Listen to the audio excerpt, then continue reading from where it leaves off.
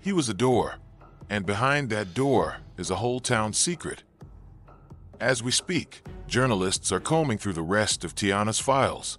There are 6 folders left, each one named after a street in her hometown. And get this, each of those streets matches the addresses of people who testified against Rick. 2 of them have since died, one from suicide, the other in a house fire. The remaining 4, they've gone silent. Now, back to the burner TikTok account. Another upload appears.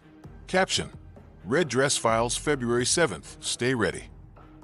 Video shows a flash of an old courthouse. A red dress fluttering on a clothesline.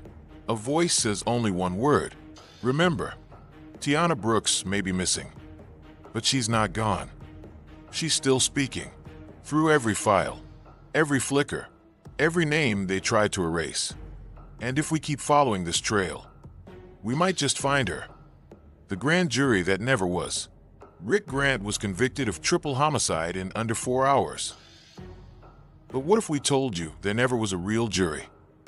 That phrase appeared in Rick's court record from 1997. But when Tiana filed a Freedom of Information request, she received an unusual reply. No records available for public release. So she did what no one else had. She went to the archive herself. Inside, a single page. Jury roster blank. No signatures. No badge numbers. Just a stamp from the judge who sentenced Rick, Judge Harold McAllister. That stamp was discontinued in 1995. I think the jury was fabricated or coerced. Either way, Rick never stood a chance. Tiana interviewing former court clerk anonymously. Voice disguised. I remember the case. What they did to Rick was evil. Judge told us, don't worry about the jury list. Handle it upstairs. We knew what that meant. They picked people they could control. Tiana traced one juror using a redacted form.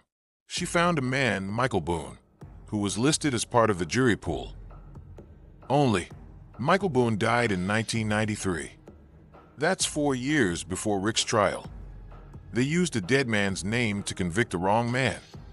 If this gets out, they'll burn the whole case before I can get to trial records. I need to scan everything. Every witness. Every lie. They built Rick's sentence on ghosts. Those matches? DNA tested as Rick's during the trial. Tiana uncovered the lab never signed off. The technician who supposedly handled the match kit was on maternity leave the entire month. Forgery, coercion, corruption, and at the heart of it, a teenage girl who refused to let the lie sit still. New evidence in 1997 convictions